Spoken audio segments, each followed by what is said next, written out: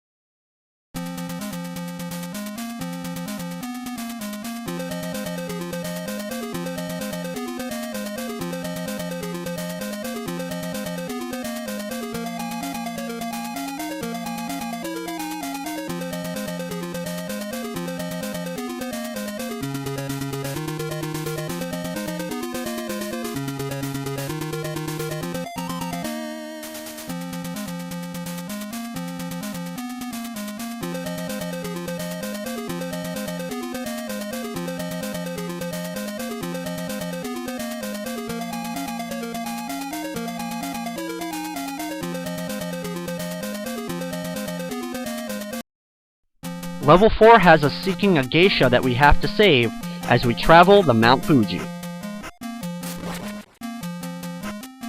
While we do have new enemy types in this level, they're pretty much the same types that we've been seeing, as we have the slow-moving ninja that'll take 2 shots to take out, and a quicker version of it which you'll have to usually attack as it's charging towards you. Watch out for the bird enemies again. They can be a little bit annoying, knocking you back to previous screens, especially when trying to attempt some pretty tough jumps. You'll have to bounce off walls in order to jump right back off another platform in order to get over some of these waterfall areas throughout the stage. I also can highly recommend using your flame shield if you still have it from the previous stage to guard you and make you invulnerable while running through some of the tougher enemies. In the second real section of the stage, you'll have some moving water that'll be trying to push you and pull you throughout.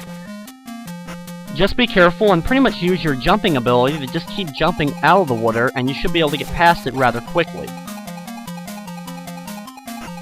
Right here is a little bit tough as you'll have to drop down, hold left to get to the wall, and then jump off of it just at the right time so you don't hit the spikes above you, but you're able to land on the platform below.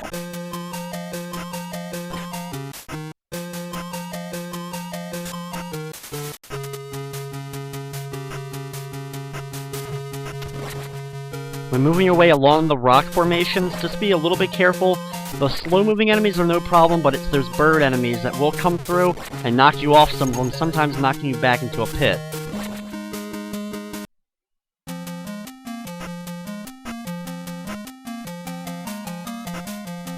Just time your jumps correctly during this segment so you don't accidentally run into any of the ninjas or logs that are moving their way down the waterfall. While we're climbing up this waterfall, the flame shield definitely comes as an advantage, because any of the enemies that are normally going to be a problem will instantly be taken out by it and you can't get hurt, so none of the birds, as well as this projectile throwing enemy, won't be a problem. Just use all the jumping skills that we've learned so far, using the walls, as well as jumping from platform to platform, in order to reach the top. Continue using the flame shield in this area so you can avoid taking any damage from the enemies that are going to run and jump at you, as well as the few that shoot out some projectile weaponry. Thankfully, if you don't already have it, they will give you a flame shield here, so that you can avoid taking damage from the enemy's projectile weaponry. When you reach the end though, it's time for the boss. The jetpack boss is probably the hardest that we've faced so far. The good news about him though is, if you get hit by his weaponry, it only does 1 damage to you. What I like to do is usually get close to him when he's bouncing between either the left or right side, and then do a quick jump attack at him and hold whichever direction it is that my back is facing. So if I'm jumping to the left, I'm going to hold right as I jump, get an attack, and just move back slightly enough so that I can avoid getting hit initially and can land and duck under the lowest shot of his projectile. This will take a little bit of practice to get used to, but you should be able to handle at least the first portion. After he gets about midway through his health, he'll instead start bouncing only in between the center area, so it gets a lot harder to dodge the weaponry. So you're probably going to take some hits during that section, but just keep hitting him every time he comes down, and as long as you had a good amount of health, you should be able to just survive.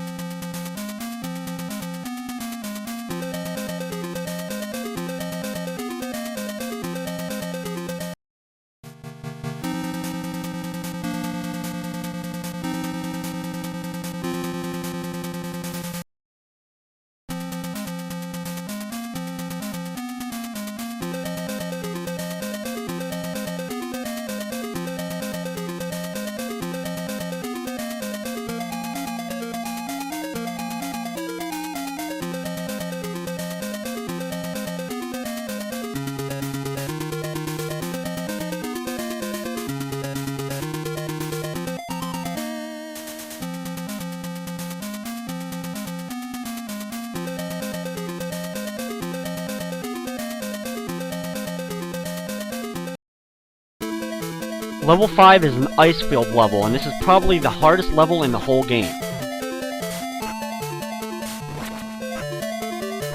Like most ice worlds in games, you're going to definitely have some problems slipping and sliding all over the ice. The other problem is you have these jumping fish-like ninjas that will pounce out at you from the water, as well as seagull-type enemies flying at you from the top. Even the slow-moving enemy during the course of this stage is a soldier that will actually fire 3 shots instead of just 1. This is another great example of when having that fire shield to make you invulnerable is almost crucial and essential to have while journeying your way through this stage, especially the early parts with lots of small platforms and plenty of area to fall to your death. Thankfully, after a little while, we'll make it into a cave-like area, so it's a little bit easier to move. We don't have to do as many jumps right now, and we just really have to contend with having no friction while walking. The biggest annoyance during this part is the slime enemies. While they're very slow-moving and only take 1 hit, they like to crawl on platforms that you're going to be needing to get to, so you have to be very careful before jumping up to a platform with one. During this segment, just be careful, you may have to take a hit from the slime, but just keep ducking so your head doesn't touch the spikes. If you do have some of your flame shield, you can use that at any portion when you need it, in order to get past some of these enemies. You can't actually attack the slime enemies with your sword, so usually you're going to have to just run in them and take the damage. Thankfully though, at the end of the area, there is a full health to be grabbed, so make sure you grab that scroll.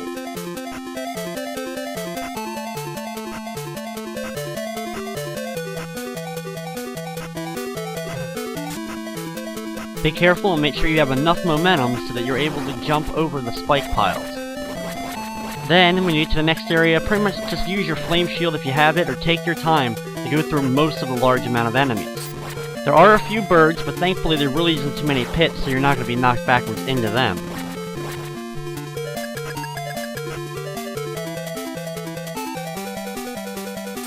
Wait for this slime to walk to the right so that you can end up crawling under the spikes, and after just a little bit more, you'll end up at the boss battle.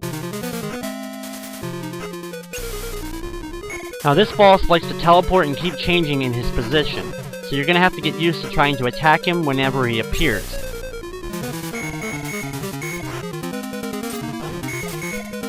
His attack, every time that he appears, he will fire a high spike, then a low spike which you'll have to jump over, and then an ice block which you'll also have to jump over. Thankfully, none of these do a lot of damage, so just be very careful and try to jump or duck under the first one, then jump under the bottom one and jump over the ice block. Once you get used to his pattern, I end up finding this boss battle to be easier than the one from the previous stage. Just be very careful though that you don't end up getting knocked back into one of the two large pits on the right or left side of the screen.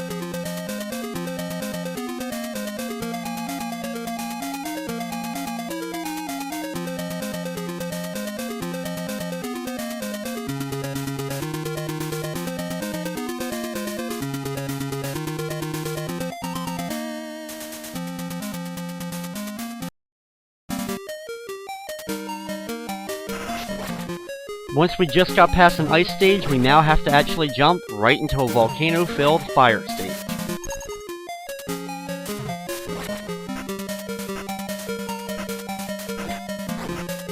In the level, you have some jumping fireballs that you're going to have to watch out for. As you can see, they break apart into a two-shot spread shot coming towards you. You also have a new slow-moving enemy, and this time you have them as skeletons, but they really aren't too much of a threat. When moving along these small platforms, you may have to worry a little bit about the rising level of fire. However, for most of the platforms, the fire just comes up just to the top of the platform, in which case it doesn't actually hurt you.